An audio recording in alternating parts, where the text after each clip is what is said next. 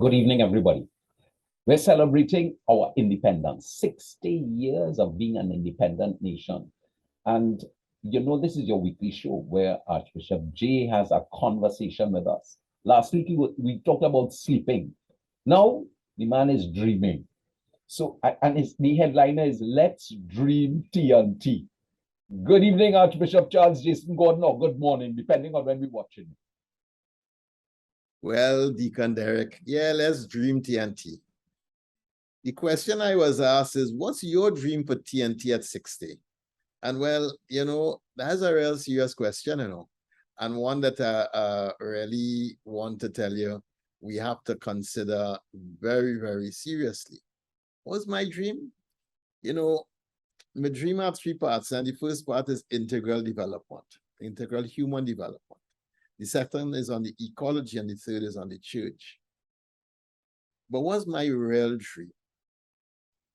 Beloved TNT, I dream that over the next 60 years, we become a nation that will be sensitive to the poorest and to the most neglected.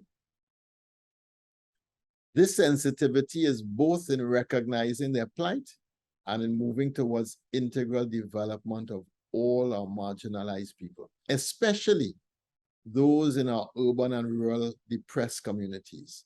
So every house will have a toilet and running water.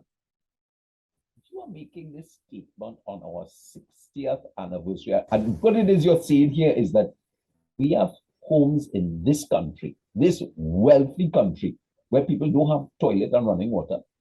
I am saying that, yes. I'm saying, to my shock and horror, we have homes that don't have electricity. We have homes that during the pandemic, when children were home and we were getting devices to children, I was told they have a lot of children who can't use a device, they don't have electricity to charge. And I think that, there's one thing about the technology. We've been able also to see in the news the kinds of homes that people are living in with their children. I mean, and that has been dark to me. We actually got some little devices that you could point at the sun and use it to charge a phone. So what's the dream here? That 60 years from now, we would have moved the baseline of our poorest people up significantly. Over the last 60 years, we moved a fair number of people out of poverty. But we have residual pockets of poverty that are persistent, that require a national effort if we're going to move them out of the poverty zone into a zone of interdependence, or independence first and then interdependence after. And this is not just in the urban communities that we are accustomed to think about. These are also in our rural communities, like in the Matlock, Toko, Miaro, even Cedras, and the Maruga community, all our coastal communities, but also Enterprise and places in Central Trinidad. We have too many places where persistent poverty changes the outcome or the opportunity of a child being born into that home. That has to change. What comes to my mind is, 60 years ago, when our founding father, Dr. Eric Williams, he gave us the watchwords of discipline, tolerance, and production. Correct. I think we slipped along the way, because if we had stuck to those watchwords, I don't think we would be in this position now. And I guess that's why you're dreaming. Well, where do you start? I think we start by inviting every citizen to have their dream. This is my dream. You may or may not agree with all my points on my dream, or some, or all, or whatever. What's your dream? Because until the citizen of this beloved country starts dreaming about the TNT it wants to have, we are not individually and collectively going to start making steps towards the TNT we will become. So it starts by dreaming of what we want.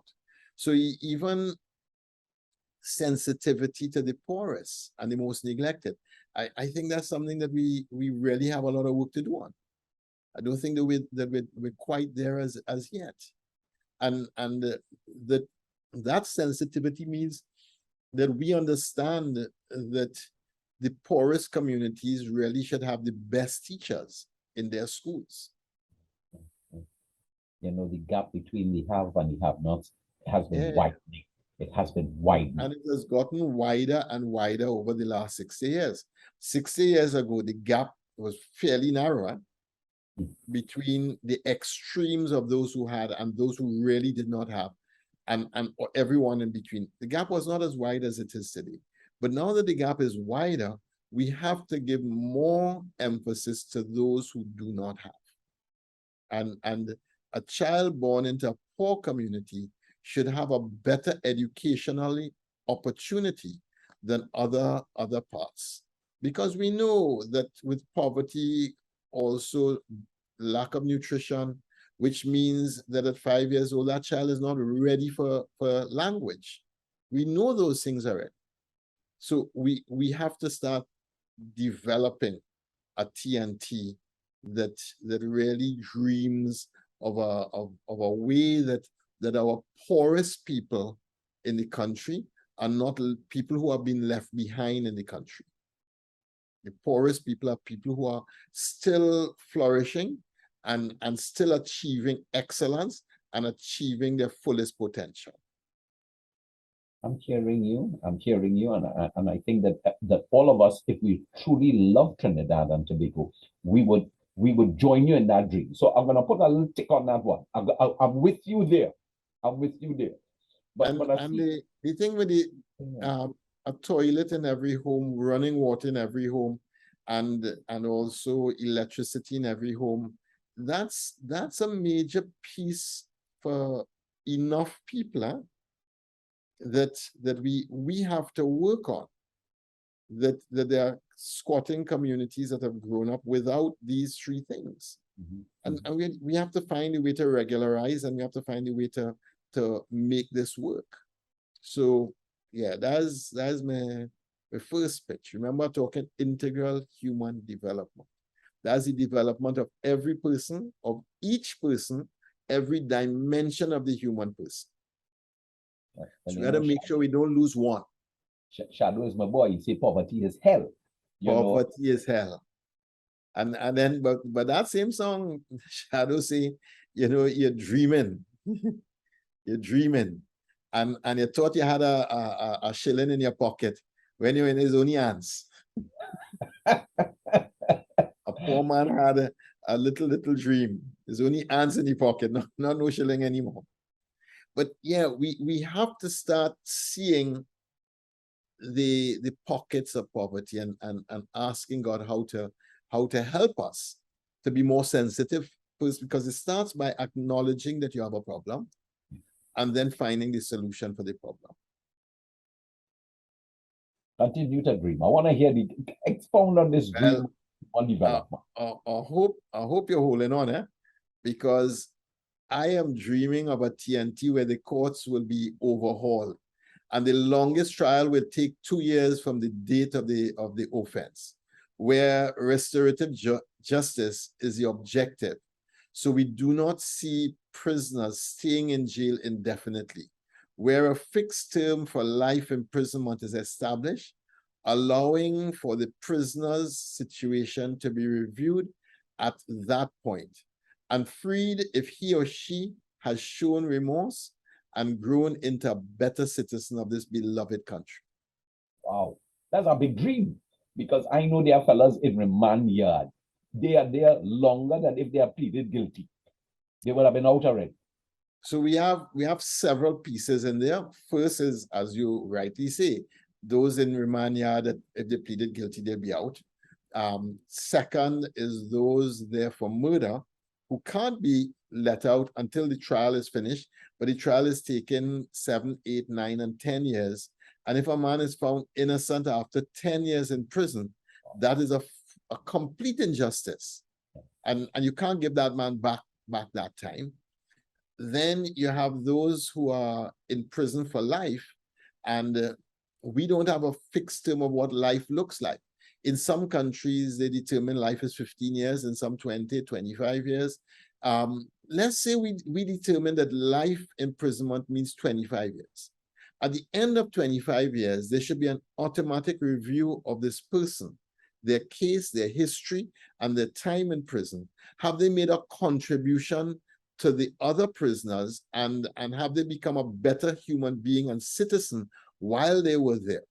And if they have been, the case should be made for them to come out. If, however, on the other hand, they have not, then the courts determine that they stay in for another period of time. But there should be, and then if I want to go further, you know, a country that has mercy. The Mercy Committee has not worked in this country for a long time. And there's several people who really deserve mercy, that whose names have gone to the Mercy Committee, that have not received mercy. So I dream in 60 years from now, we're going to raise a bar on the legal framework and the execution of justice, so that the citizen of Trinidad and Tobago could rely upon justice, restorative justice, being available to every citizen of the country. Well, you dreaming way up into the heavens with that one. It's 60 years, man. It's 60 years. We talking 2082. I hope that comes quicker than that. I hope 60 that years. does come By quick. 60 years, we must have benchmarkers to get here. We have to. We have to do that. But I see you also took a turn and a dream where you dealt with migrant children.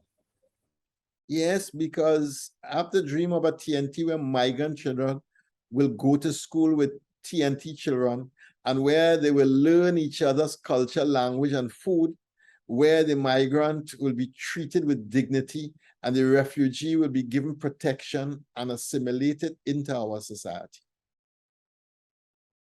The foreigner, the stranger, the orphan, the widow, and this is about the sensitivity to the most neglected. Trinidad and Tobago has had this fluid border with Venezuela from early 1800s, when they had a revolution over in Venezuela. A pile of Venezuelans came to Trinidad and Tobago. I had an uncle or two who went to Venezuela in the 1930s, 40s, when things were difficult in Trinidad. I know growing up in Port of Spain and Woodbrook, they had a lot of Venezuelans on the streets. You heard them, you saw them, as in the 1970s. We've had this fluid border with us going there, they're coming, and so who is your neighbor and how do we treat our neighbor?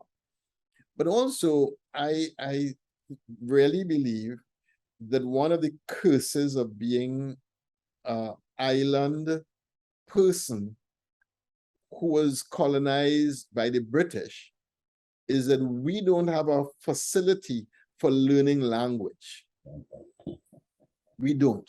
And because English could get by everywhere in the world, we say, well, we could get by everywhere in the world. So we don't have, I mean, I have a friend who is Belgian. So he starts off with French and Flemish. By the time he was a child and going to all the culture, he got English. Then in school, he learned Latin and Greek. Then his family used to go on holidays to different parts of Europe every year and learn a language when they went. He speaks about 12 languages. He has some facility in.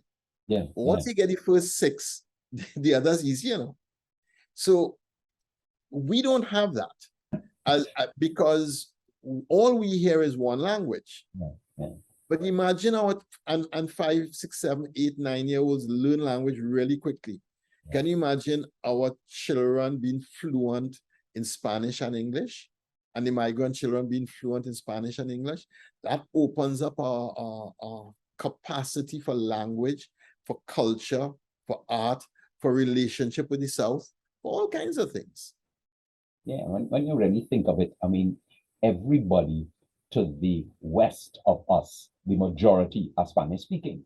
You know, Yeah. yes, you have the whole of Central America, you have the whole of, well, a lot of South America. Yes, we do have our brothers in Guyana and Suriname and so on, and Brazil, which is Portuguese, but the rest are all Spanish.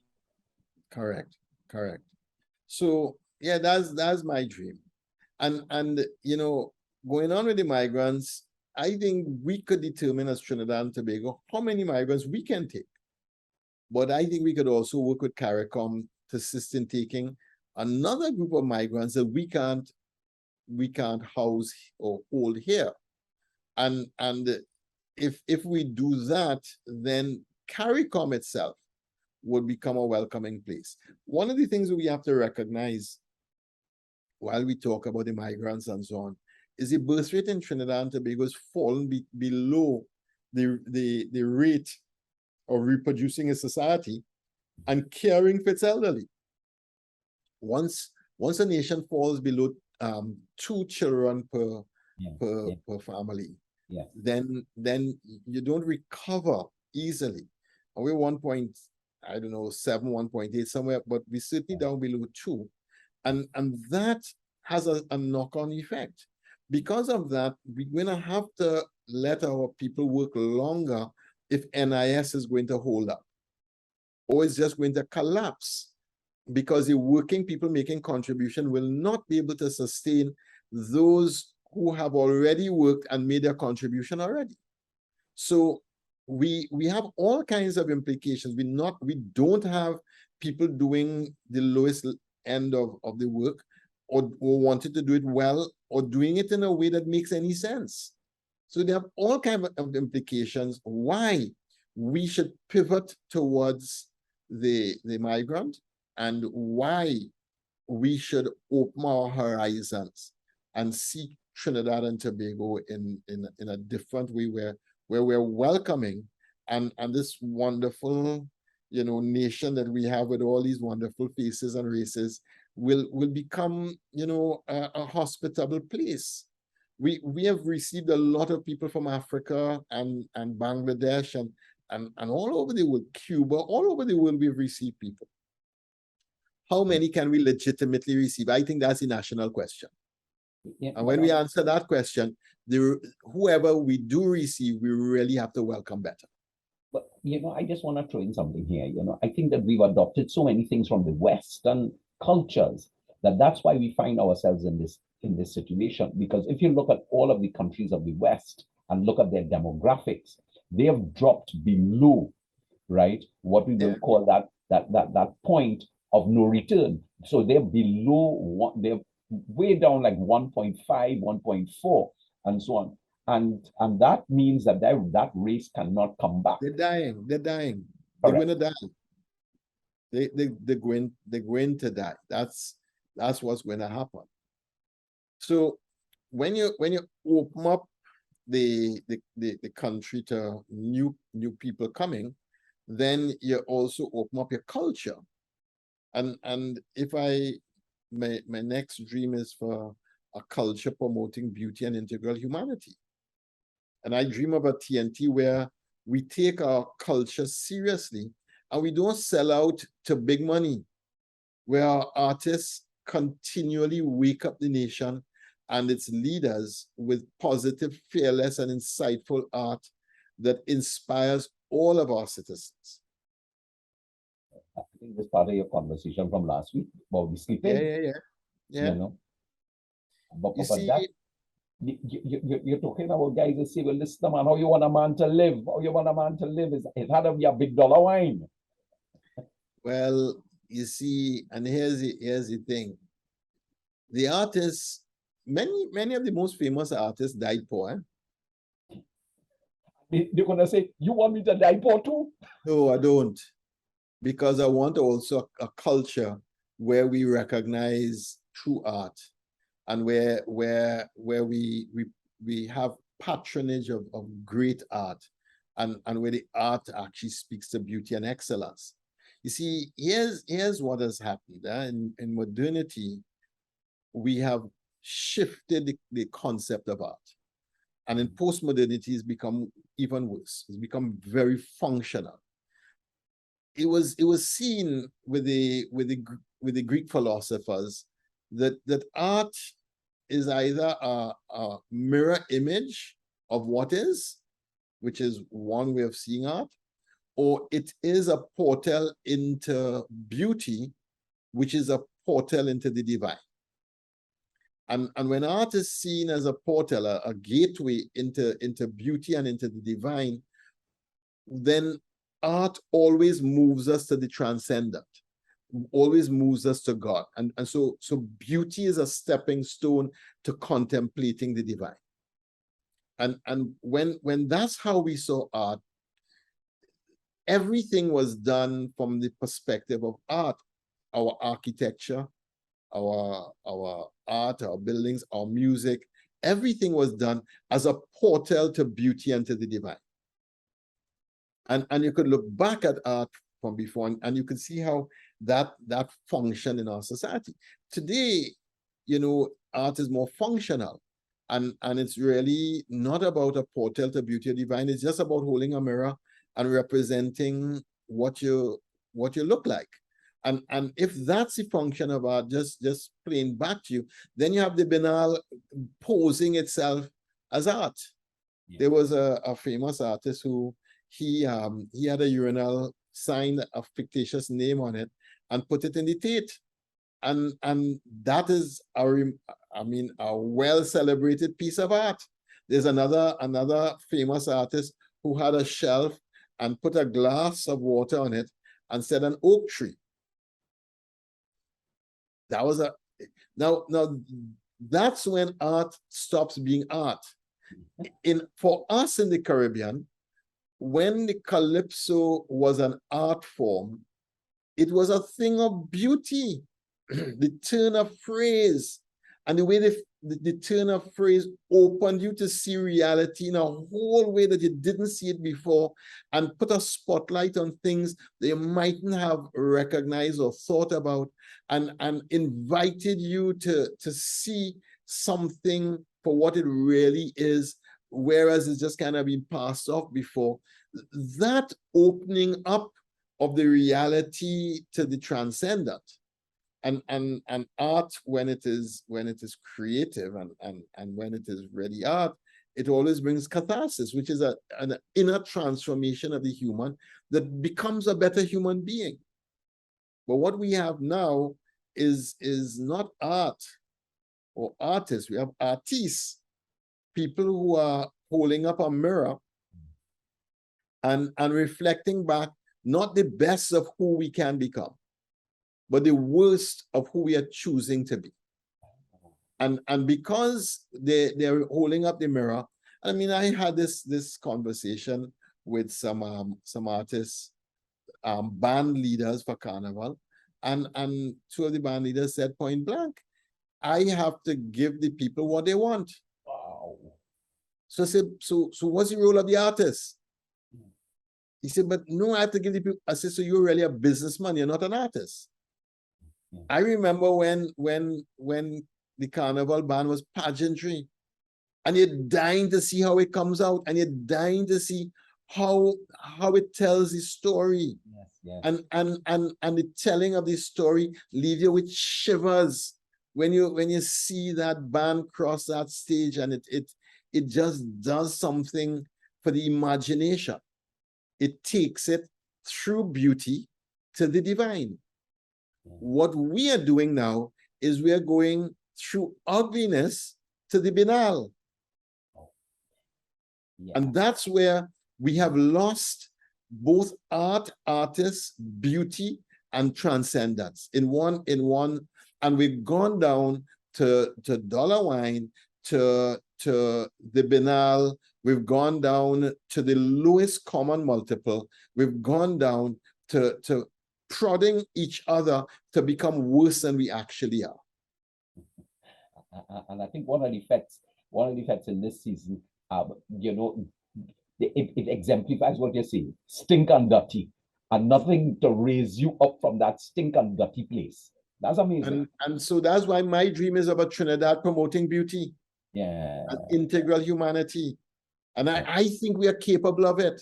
I really believe we are. And I believe that once we understand that the way we're interacting with art or using our creativity, we're using it not pointing to beauty and the divine, we're using it pointing to myself, to utility, to making money. And nothing is wrong with wanting a decent living. That's excellent, but not at the expense of selling the soul of the nation.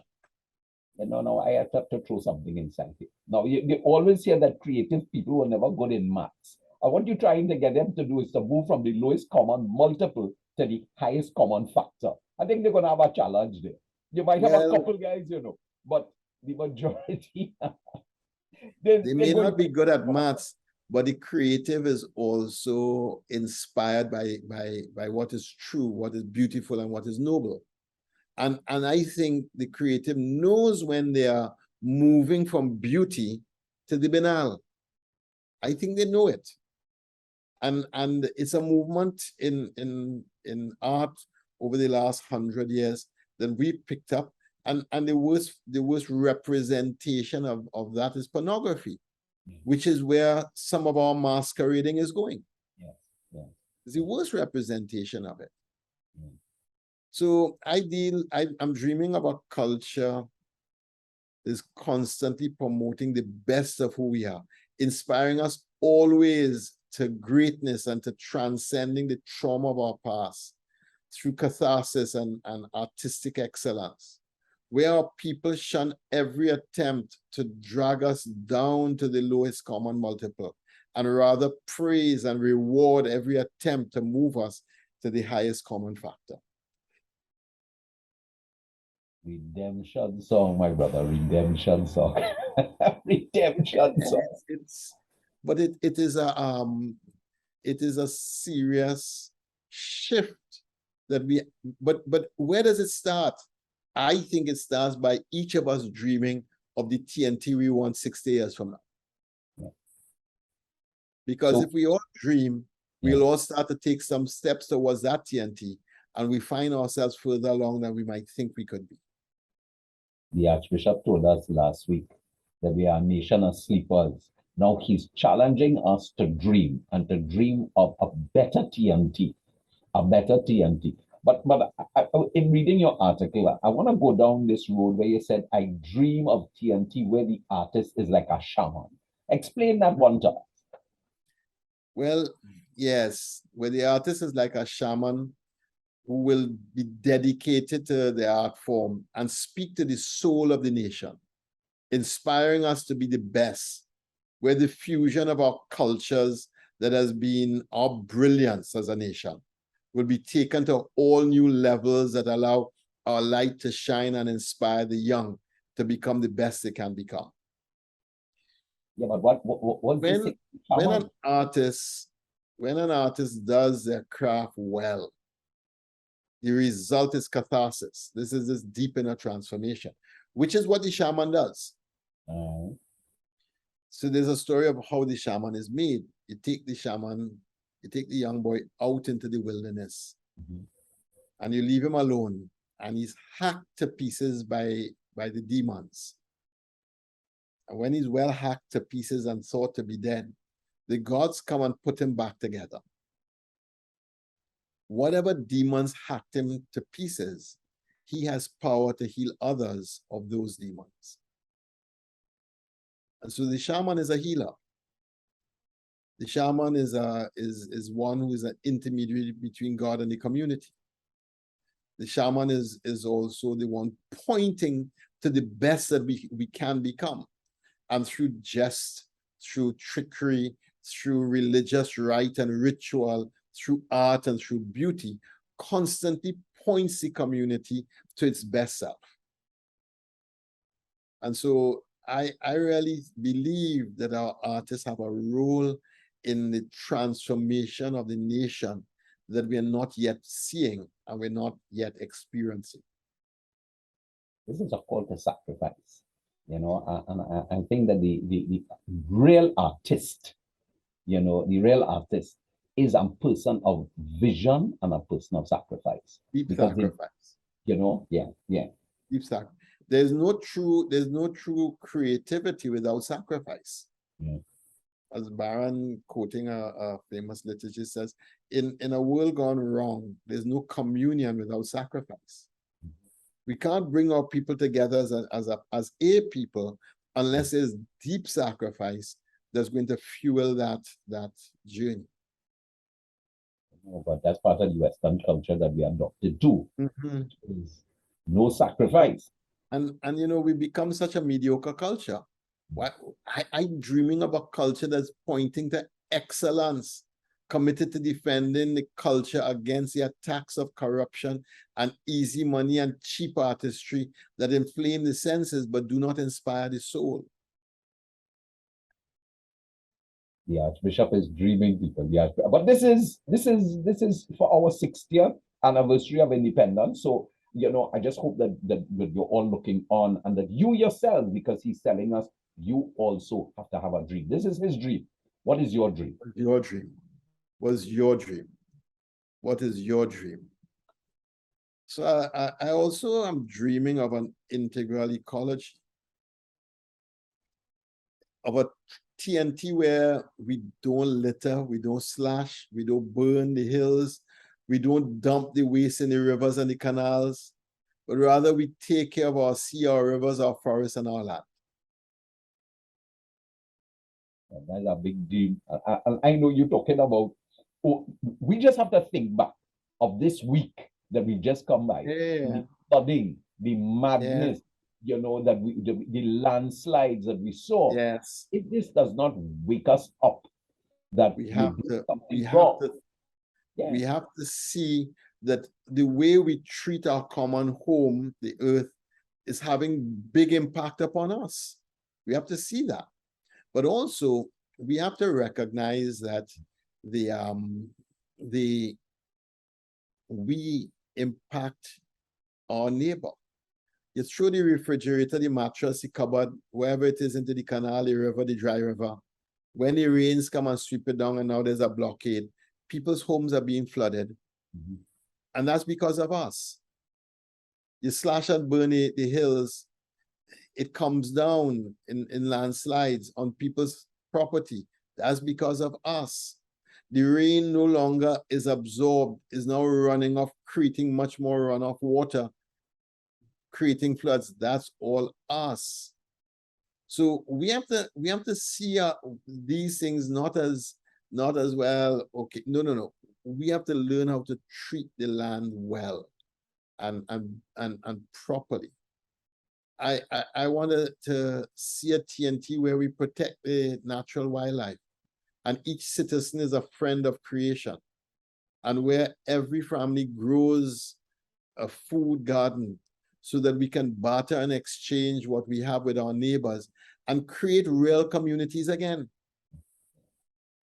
So imagine you have an excess of tomatoes, your neighbor have an excess of cassava, and another neighbor have excess of pigeon peas, and another one have excess of whatever else. And between the neighborhood, you have what you need. Everybody exchanging and bartering with the other person for exchange for what they have. Everybody has what they need, and everybody supporting each other. And then we learn how to come together as neighbors in support of each other. And imagine if one person lose their job and the neighbors, but they're still growing what they're growing and still have enough to exchange, and the neighbors give and ensure that they always have something to eat. That's the community I want to see us having in 60 years' time. 2082. I'm just reflecting, in my own neighborhood where, my neighbor brought a hand of bananas for me. And she said, this is bananas, and then went into the land and picked some avocados and some mangoes, and I dropped back some by her, that kind of thing. And she said, Derek, thanks for the avocados, thanks for the mangoes. That's what we're talking about. Yes, that's what we're talking about. And when neighborliness and growing food becomes the way that Trinidad deals with the food security problem, there's a major challenge that we're facing now. 60 years from now, we shouldn't have that challenge. We shouldn't have that challenge. You know, I want us to be a TNT promoting ecotourism, where every citizen knows our history and our rich diversity of our forests, our rivers and our seas, and where every citizen works to reuse, reduce, and recycle to ensure we have the smallest carbon footprint possible. Well, boy, you know, I was just thinking about all of the rains that we've had recently. And I know that you're a man that likes to kayak. How do you make it through all those plastic bottles in the Gulf of Area? I don't know, you know.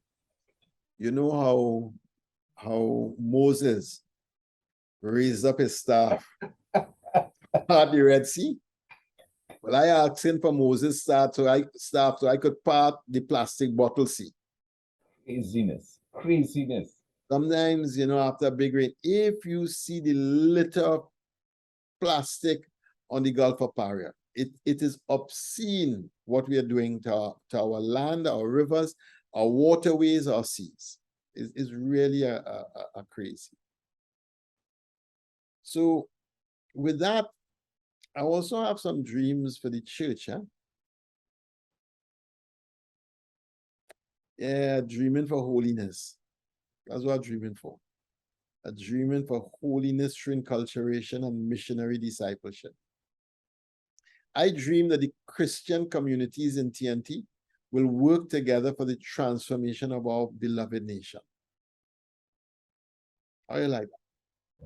I got a dream there. You know, Father, I want them to be one as you and I are one, but there's a big challenge. And if we all believe in Jesus Christ, yeah, we have to find a common ground, and we have to hold that common ground together.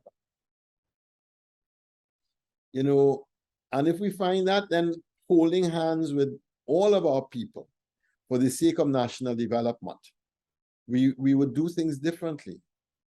And then we would act as true disciples of Jesus Christ, speaking the word without fear or favor, witnessing to truth, integrity, and love at home and in the workplace and in public office. I just want to say that, you know, it begins in home, the domestic church.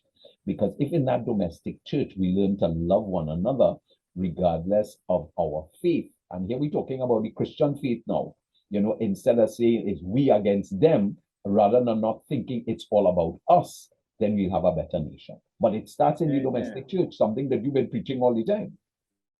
Correct. But also, imagine if every Christian acted without fear or favor. Yeah. In their workplace, and in their home, and on the national stage. A lot of the things that we let slide will never slide. Truth and integrity. And a lot of what we let slide would just never slide. Yeah. Truth and integrity would be how we would see us acting, and again, sacrifice. We'd make the sacrifice for the sake of a better TNT in 60 years' time. I think that these are important considerations, because to be able to understand what we're dealing with is so important. And at the very core of a renewed Trinidad and Tobago is a renewed citizen who will act without fear or favor for truth and for justice at home and in their public sphere, at work or in the country as a whole. If we had more of those citizens, a lot of what we're facing right now just could not happen. But to do that, to be a person of integrity, you know, there are consequences. And what you're saying is that you want the Christian man and woman, the Christian boy and girl. Stand up. Stand up. Stand up. Stand up. Because you can't be asleep. This one, you have to be awake for this one. You have to be awake. So I dream that each Christian will do what is right because it is right, regardless of the consequences, or who may or may not see or be upset. That each one will be worthy of the name and live his or her life under the lordship of Jesus Christ and the action of God's Holy Spirit. And may God bless our nation. And may God bless our nation. Our nation. Yeah. But you are the shepherd of the Catholic Church. So you're speaking, I'm hearing you speaking to the nation. I'm hearing you speaking to other Christians, you know. But what do you have to say to your flock, your Catholic brothers and sisters now? Well, I dream that every Catholic will consistently discern their vocation so that we become a community conscious of and living our vocation. See, I believe every one of us is called by God in a very special and unique way. And I also believe that if a person is conscious of their vocation, there's an energy with which they live their life. And when that energy is real, then what they bring to the nation is deep power for transformation of self, of groups, and of society as a whole. When each of us live our vocation, our nation will be transformed from inside out. So you're dreaming then for your Catholics, you know, you're saying that you want a church where we'll be universally Catholic in our creed and Trimbogonian in our worship, in our lifestyle, and in our culture. That's a big word, eh? Yeah, that big. Trinbago. Trinbago. You see, we belong to a universal church. Yeah. We can't make up our creed, our beliefs, our rubrics. We can't make those up. Those are universal principles. Mm-hmm. We receive them as people who live here in Trinidad and Tobago. We express them in worship in a way that is true also to our cultural sensitivities. And so what I'm seeing is that we're receiving the universal faith, but we're expressing it in forms of culture that would be uniquely ours and would give a unique perspective to Catholicism in Trinidad and Tobago, in the CARICOM region, in the Caribbean. And that is because when we do that well, we will make a contribution to Catholicism universal. Because when we live out our unique experience of God and express that in a form of culture that speaks to the soul of our nation, that itself is a gift back to the universal church that we will, you know, all be proud of. That's my prayer for the church over the next 6 years. Get the domestic church right, we will get society right, we'll get the nation right, and then we can export that to the rest of the world. Sound like a plan. Sound like a dream. Then the rest of the world will want to come to see what we have, because it will be so beautiful, so unique, so amazing. Church where each cultural variety will feel completely at home and able to share their uniqueness with all others, and where our joy is infectious. And you know, we have a kind of a joy.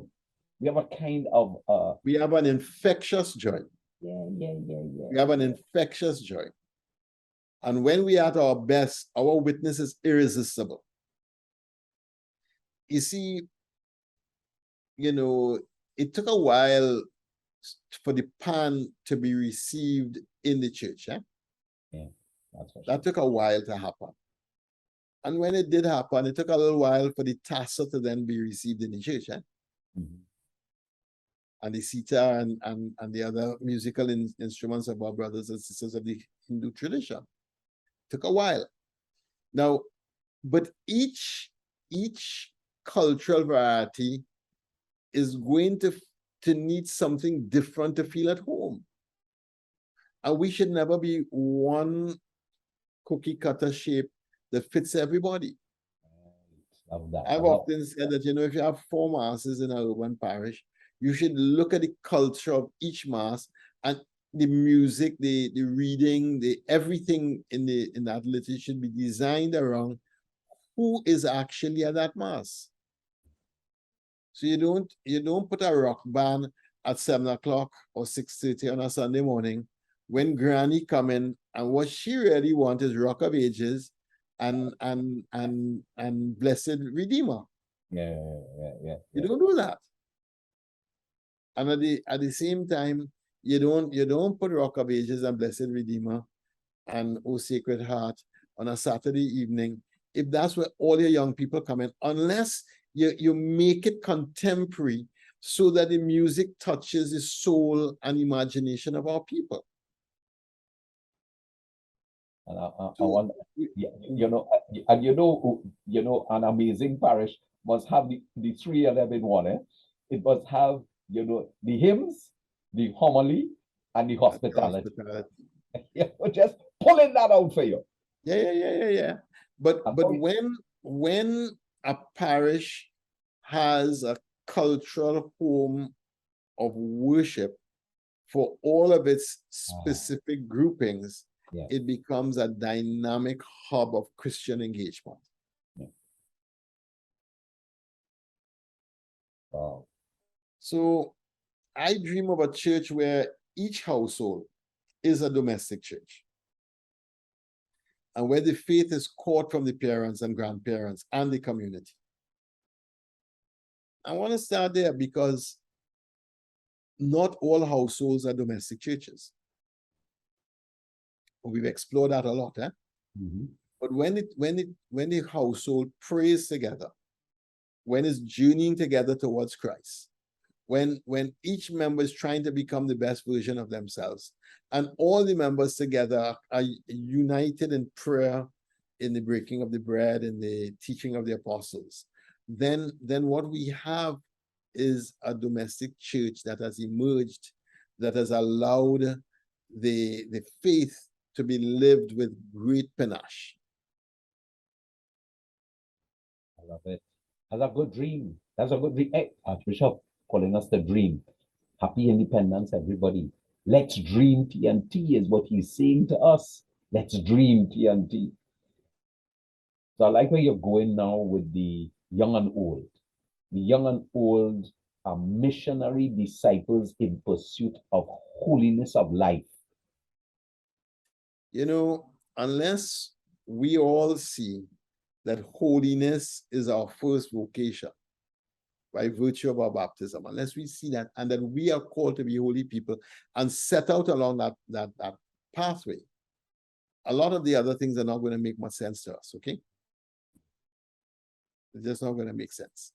But when we recognize that God has called me to be holy and that I'm willing to pursue that with everything I have, then we have something of a movement, something of a grace and a joy infecting the life and hearts of our people. And if we're going to see holiness, we have to see synodality as a way of being Catholic also, as a habit of the heart, where we come together, we ponder whatever it is, the pastoral challenge, and then we make decision and move forward with full confidence that God will do in us what God wants. So that's the kind of pathway that I am seeing. So when we walk together discerning God's will, it means that we are living our vocation. And where all are included as we journey together. All have to be included. None could be left behind. Synodality, boy. I just okay, so the last 60 years we were on this journey, hopefully together. We were on this journey. I like the synodality. I like how you brought it in, in the 60 years and the dream for the next 60 years, because it's a journey. And a journey that we all have to make. People of Trinidad and Tobago, we have to make this journey together. Yes. And only when we make the journey Are we going to find a way to become the best that we can ever become? And only through that journey are we going to find a way for God to use us in new ways, where not only are we receiving from the universal church, but we're making back a contribution by the beauty of our way, our style, our liturgy, our worship. Now, that's you know, that's where I'm going now. You know, everybody say, but Father, you know what I mean? But, you know, Father, you know, they look into the priest, you know. And I want to know what is the message to the clergy? What's the message to your priests? Because the priests also have to, you know, in years gone by, you know, we had plenty priests from Ireland, from all over the place. But we have our own local priests now, and in the majority. So yes. what's the message for your priests? Because they always looking towards Father, you know. Yeah. And here I dream of a church where all our priests have the capacity to form missionary disciples. And that's important because we have plenty people in the pew, but not all are missionary disciples. And not all priests understand their responsibility in forming a missionary disciple. It's a serious responsibility. I also want them to be friends and defenders of the poor and the marginalized. That's vital. That's vital. Where each priest is a mystagogue, initiating each Catholic into sacred mysteries so we all live full, active, and conscious participation in liturgy and life. So the priest has three characteristics. One is the missionary disciple and the capacity to form missionary disciples. The second one is friend and defender of the poor and the marginalized. And the third one is mystagogue. A mystagogue is an initiate into the sacred mystery and also an initiate into the community. That when we are initiated, it's like everything starts to make sense and you start to see this thing as a mystery, not to be solved, but to be entered into, that tickles our imagination. It inspires us and it opens our mind and our heart wide, wide, wide, wide, wide. The word of the day is Mr. God. That is the word of the day. Mr. God. You know, a long time we call the word of the day. Mr. God. Mr. God, Mr. God, Mr. God. But I also want the young and the old to be missionary disciples in pursuit of holiness. I also want that. And the only way we will have that is if the priest as mystagogue, the priest as missionary disciple with the capacity to form missionary disciples, the priest as friend and the friend of the poor, does the work of priesthood in bringing people together to have a new dream. Now we reach down, people, to the end of your dream, you know. So what's your key message? Well, what is my key message?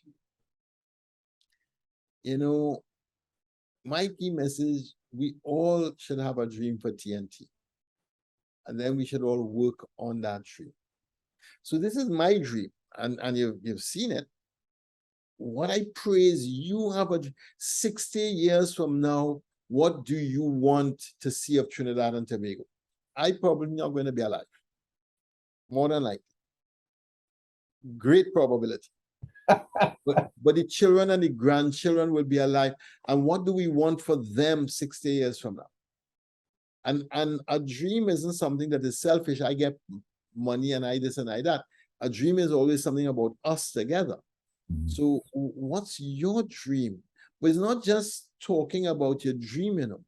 It's what's the concrete steps you're willing to take towards achievement of that dream and making it a reality here in Trinidad and Tobago.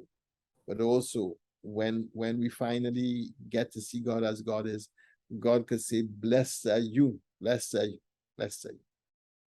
Oh, you're talking about steps. So what should be then our action step towards this dream? Well, ponder the dream that I have dreamt. And start by asking yourself, what are some areas of the dream that you are excited by? What are some areas of the dream that You feel, nah, that ain't making no sense. And ask yourself, for any area where you're excited, what do you need to do to help achieve this dream in our nation? What can you do to help achieve this dream?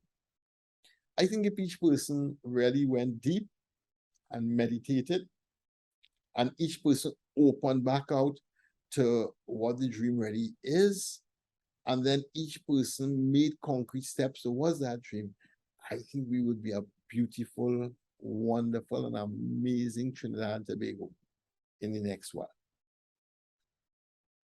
The power for transformation will come and explode into the nation. Now, you know, you like to back up whatever we're doing with a scripture reading. What's the scripture reading for the day? What's the scripture reading for our nation on this 60th, our 60th independence? I want you to hear it good. Huh? Discipline your children, and they will give you peace. They will bring you the delight you desire. Where there is no revelation or no vision, people cast off restraint. But blessed is the one who heeds wisdom's instruction. So you better heed the instructions of the shepherd. This comes from Proverbs, you know, fellas. This is the book of wisdom, fellas. Chapter 29, verses 17 to 18. Archbishop J. A nice a conversation. Where wisdom, where there is no vision, the people perish. Where people cast off restraint. And that's what we see in Trinidad. There's a casting off of restraint and a moving to the LCM. Where there is vision, where there's people heed wisdom's instruction. And that's my prayer for us in 2082. His dream.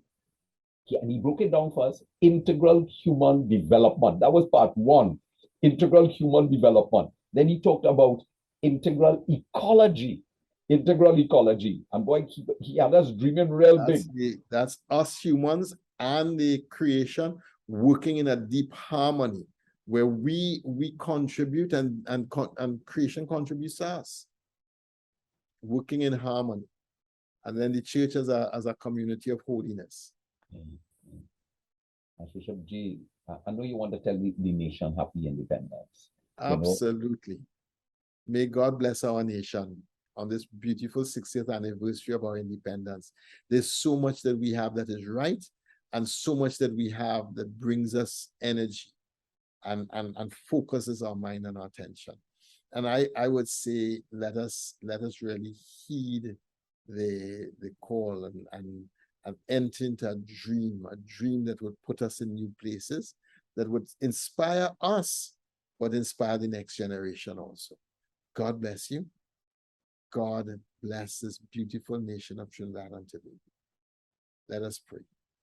Father, we ask your blessing upon us as a people, our leaders, our religious, of all religions, and just ourselves, your citizens. We pray that you may inspire us, Lord, that as citizens we may join hands and rebuild our beautiful nation and allow every creed and race to find an equal place. Amen. Thank you, Archbishop J. Happy independence, everybody. Don't forget, pick up your special Catholic news. You know, get it at the closest stand, the roti shop, the supermarket, you know, the pharmacies, you know, and don't forget, you can also get it online. It's digital. Amen. Thank you so much, Archbishop J, for this wonderful conversation. God bless you and happy independence, everybody. Same to you. God bless.